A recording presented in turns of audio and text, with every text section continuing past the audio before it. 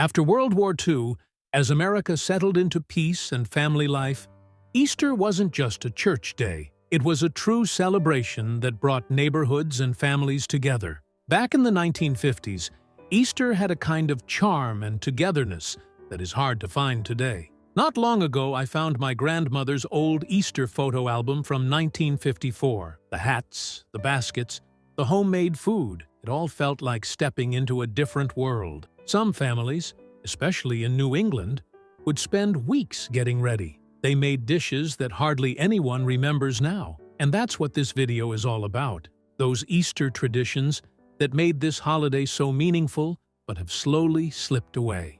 Coming up, we'll take a look at a special Easter breakfast from Pennsylvania Dutch country, a meal that took 3 full days to prepare. Chances are you haven't seen it on a family table in years. That and 11 more Easter memories that once brought joy to families all across America. Easter, hats, and bonnets. One of my favorite Easter memories as a child was sitting beside my mother in church. I had on a nice dress with white gloves, but what I remember most was my Easter bonnet. It had soft pastel ribbons hanging down the back and little fabric flowers around the brim. Mama would spend weeks picking out just the right one from Marshall Fields in downtown. The Easter bonnet tradition started in the late 1800s, and by the 1950s, it was already a tradition across America. In New York City, women showed off their bonnets during the Easter parade on Fifth Avenue, each one more colorful and creative than the last. In churches across the South, it was common to see Easter bonnet promenades after service. Women and young girls would walk around in their finest hats, and sometimes win prizes for the most beautiful or clever design. But by the late 1970s, that tradition faded. Churches became more casual, and the bonnet slowly disappeared. Though you may still see 1 or 2 on Easter Sunday today, they don't quite match the beauty or charm of those we once wore. Number 2. Hand-decorated Easter eggs. It's hard to imagine now, but there was a time before when no one or very few families relied on those egg dye kits. Back then in USA, families would gather around the kitchen table and handcraft plain eggs into colorful Easter art. Many of us learned the old ways from parents and grandparents, using simple tools and homemade dyes. In the Midwest, especially in homes with Eastern European roots, egg decorating was a true tradition. Families from places like Cleveland, Chicago, and Pittsburgh, especially those with Ukrainian or Polish heritage, made pisanki eggs. These beautiful eggs were made using beeswax and layers of dye to create detailed designs that symbolized spring and new life. Do you remember dipping eggs in teacups filled with food coloring and vinegar? Maybe you used a bent wire hanger to lift them out carefully. We didn't always have tablets. Many families made dyes from onion skins, beets, or spinach. Today, most people buy pre-colored eggs or plastic ones. But back in the 1950s, 1960s, and even 70s, it wasn't about color. It was about family, patience, and the joy of creating something by hand. That vinegar smell in the kitchen meant Easter was almost here.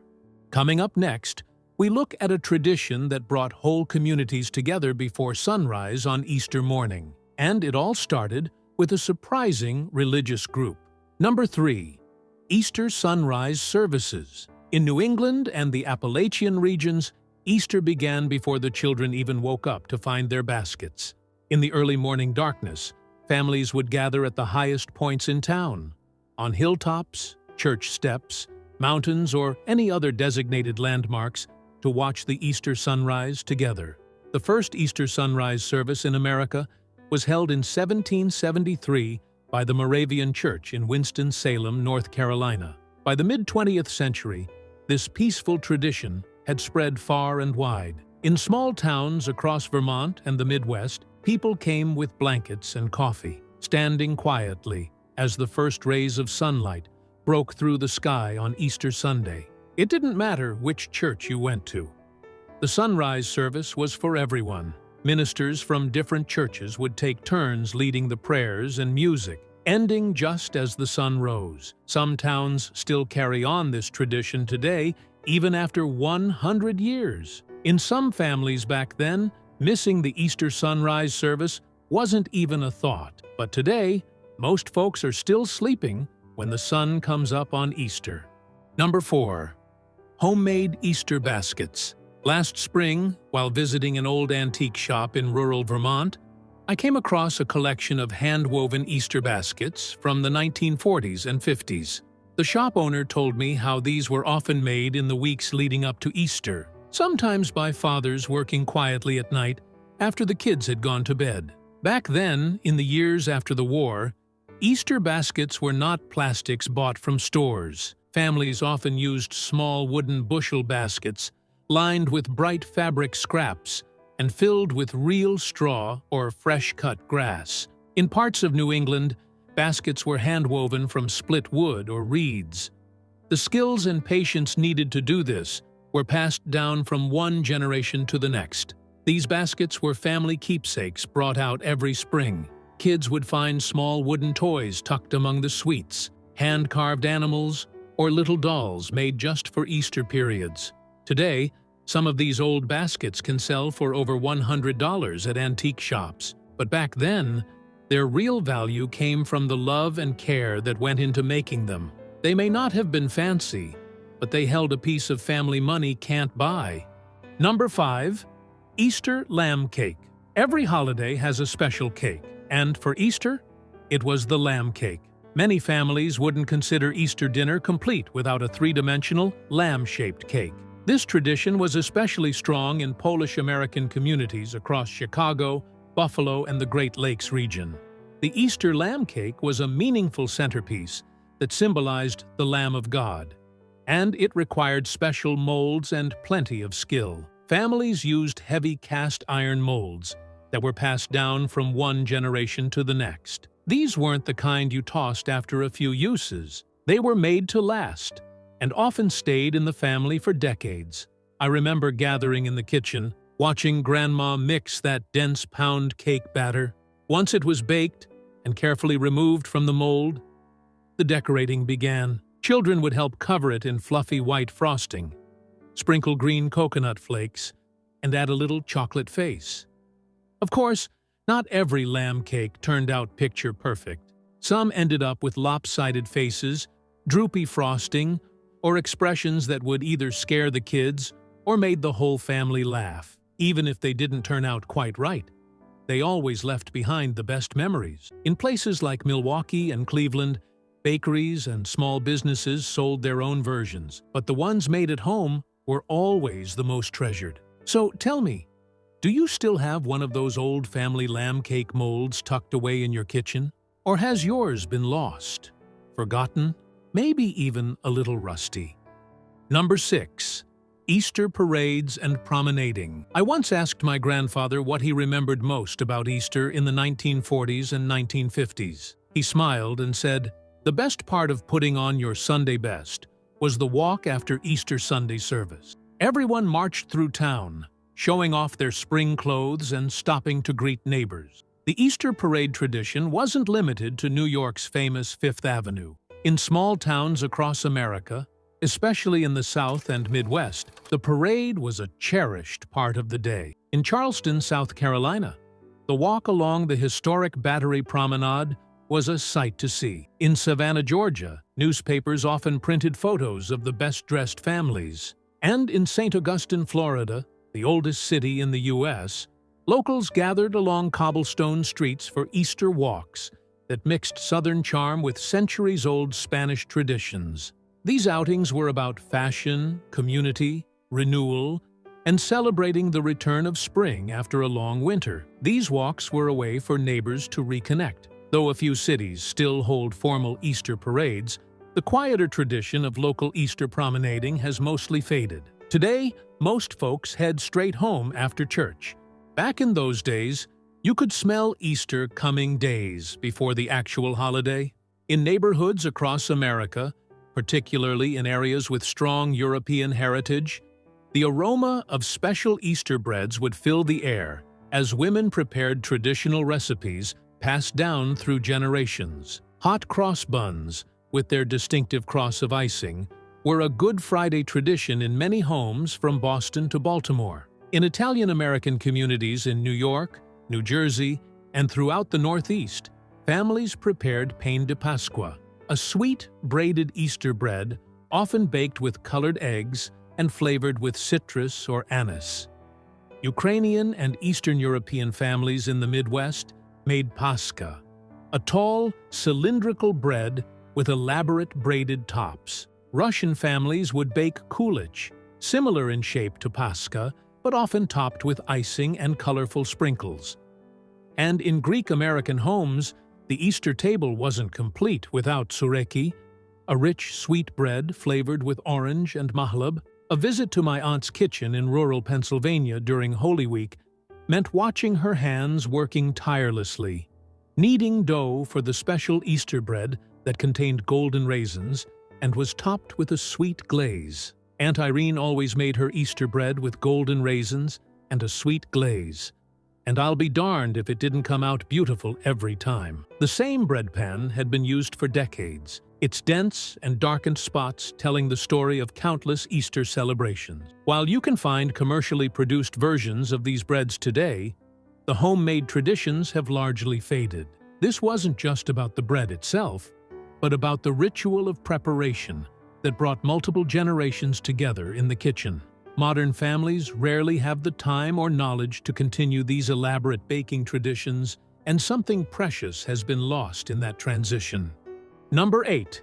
Easter Monday Egg Knocking. One of the most unusual Easter traditions, though it has now virtually disappeared, was the competitive sport of egg knocking or egg tapping, especially popular on Easter Monday in the South, particularly in Louisiana. In communities around New Orleans and throughout Cajun country, families would hard-boil dozens of eggs just for this event. Children and adults would challenge each other by tapping their egg tips against an opponent's. Whoever's egg cracked was the loser and had to hand over their egg to the winner. Winners would walk away with a pile of eggs and some neighborhood bragging rights. Folks used to say the secret was all about technique and not only picking the strongest egg. Some families had egg-knocking strategies passed down through generations, and the competition could get surprisingly intense. In Marksville, Louisiana, they still hold an official egg-knocking contest, but beyond that, the tradition has mostly faded. In some homes across southern Louisiana, families even raised special breeds of poultry animals just for their strong-shelled eggs, and that is to show you how seriously this tradition was taken. It may sound simple compared to today's high-tech Easter fun, but egg-knocking brought real joy, friendly rivalry, and unforgettable memories that helped hold communities together. Number 9. Scratch-made Easter candy. Earlier this year, while visiting Old Sturbridge Village in Massachusetts, I came across a beautiful collection of antique candy molds, intricate metal forms shaped like bunnies, chicks, and eggs. They belonged to regular families who once made their own Easter candy at home, year after year. In the 1950s, 1960s, and even 1970s, long before store shelves were filled with mass-produced sweets, American families across the country made their Easter chocolate treats at home. In parts of Pennsylvania and Ohio, especially among families with German roots, women would gather for springtime candy pulls. These were social occasions where fondant eggs were hand-shaped, dipped in chocolate, and decorated with tiny icing flowers. In rural communities where candy shops were few and far between, the tradition was even stronger. Families melted chocolate on stovetops using double boilers, carefully pouring it into molds to make solid chocolate bunnies and eggs. Children would crowd around the kitchen, watching in awe as plain melted chocolate turned into magical Easter shapes. If they were lucky, they'd be allowed to help wrap the finished candies in bright foil, often reused from year to year. These candy molds weren't disposable. Made of cast iron or thick tin, they were built to last a long time. Some families used the same molds for over 50 years. Today, most people simply buy their Easter candy off the shelf without a second thought. But there was something special about the homemade kind. The smell of melting chocolate, the mess of sugar dust on the table, the joy of creating something by hand. That tradition has largely disappeared, but the memories it made still linger in the hearts of those who lived it. Number 10. Easter Vigil Bonfires. In some parts of mid-20th century America, Easter didn't begin with a sunrise. It began the night before, with fire. Communities with strong German, French, and Eastern European roots, particularly in Louisiana, Texas, and across the Midwest, held Easter Eve bonfires as part of their religious and cultural traditions. These weren't backyard fires or campfire gatherings. They were towering, ceremonial flames meant to light the way into Easter morning. In German-settled towns of the Texas Hill Country, they called them Easter Mountains. The bonfires were built high on hillsides or church grounds. In Cajun parishes of Louisiana and towns along the Mississippi River, the fires were lit on levees, glowing for miles along the water. Churchyards became gathering places where families brought lawn chairs and blankets, huddling close as prayers were said and hymns were sung. The fires served a dual purpose, symbolizing the light of resurrection and offering warmth on those often chilly spring nights. My mother always made sure we didn't miss this gathering. She'd always say, "The Easter fire made you feel connected to everyone else watching the same flames." Back then, we celebrated as a town. Today, only a handful of places still keep this tradition alive. For most, Easter Eve has become quieter, more private. But those who grew up around the bonfires remember them not just for the heat or the light, but for the way they brought people together under one night, sharing the same sacred moment. Number 11. Little things that made Easter special. In homes across mid-century America, mothers would spread newspaper over the table, line up coffee mugs filled with dye tablets and hot water, and hand each child a spoon and a boiled egg. The Pa's egg dye kit was the standard, bright tablets wrapped in foil, each promising a swirl of color that never quite matched the box. No one minded. The mess was part of the magic, but not all eggs came from those colorful foil-wrapped tablets. Some families, especially those living in rural areas or with a knack for old-fashioned methods, relied on nature to color their eggs. Onion skins, beet juice, and even coffee grounds created rich, earthy hues, while turmeric and spinach yielded bright yellows and greens. The process might have been a little messier, but it added a special homemade touch that made the results even more meaningful. Number 12. Wearing a corsage to church. Girls got ready for Easter Sunday with something extra pinned to their dresses. A fresh flower corsage, usually a small pink rose or white carnation. It was a gentle gesture from fathers to daughters, or husbands to wives. Sometimes ordered from the florist, sometimes made by hand. The scent, the softness, the gesture, all made Easter morning feel like a celebration it is. And as families filed into church, those corsages stood out as little badges of love and tradition. Worn proudly, remembered fondly. You didn't just wear a new dress, you wore a gift of love on your hand or shoulder. This presentation wouldn't be complete without acknowledging Easter dinner with ham and Jello salad. After all other activities, I still remember how the day shifted to the dinner table. Families gathered in dining rooms that smelled of baked ham and buttered rolls. There were scalloped potatoes, deviled eggs, and that famous Jello salad, lime green with pears or cherry red with Cool Whip. This was the kind of meal served on the good china, with the leaves added to the dining room table and folding chairs brought in from the garage. And before anyone got too comfortable, it was time to take the photo.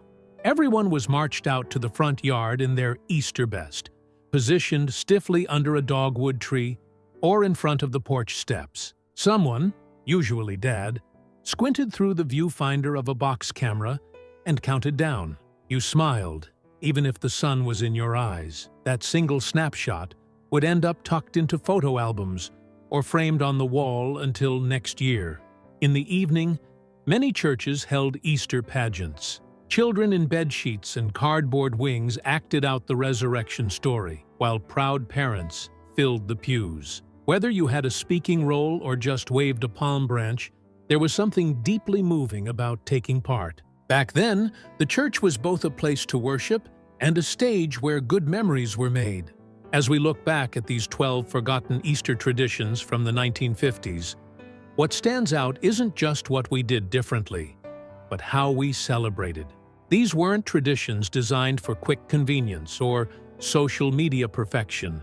They were deeply rooted rituals that brought families and entire communities together, often beginning weeks before Easter Sunday. We talked about hand-woven baskets, carefully crafted Easter bonnets, the special bread and hot cross buns baked with love, and the sunrise services that united neighborhoods. Easter once held a more significant place in American life. It was never only about entertainment or consumption, but also the connection, reflection, and the renewed joy of spring. These Easter traditions from the 1950s anchored us to our heritage, our families, and the changing seasons. The personal touch, the hands-on craftsmanship, and the memories built to last were what made Easter special. They were the traditions that weren't just for one holiday, but for a lifetime, passed down from one generation to the next. While some communities and families still keep these traditions alive, many have faded away, leaving only stories and memories. Which of these forgotten Easter traditions touches your heart? Do any of them still live on in your home? Maybe your grandparents shared stories about Easter celebrations from their youth that we didn't cover here. We'd love to hear your Easter memories. Every shared story helps preserve these rich traditions for the future. In our next video, we'll dive into another cherished aspect of American nostalgia: the forgotten spring cleaning tools that made housekeeping both an art and a science. Until then, this is Back Then USA, preserving American heritage one story at a time. If you enjoyed this walk down memory lane, make sure to subscribe and hit the notification bell so you don't miss any of our future presentations and journeys into America's cultural history.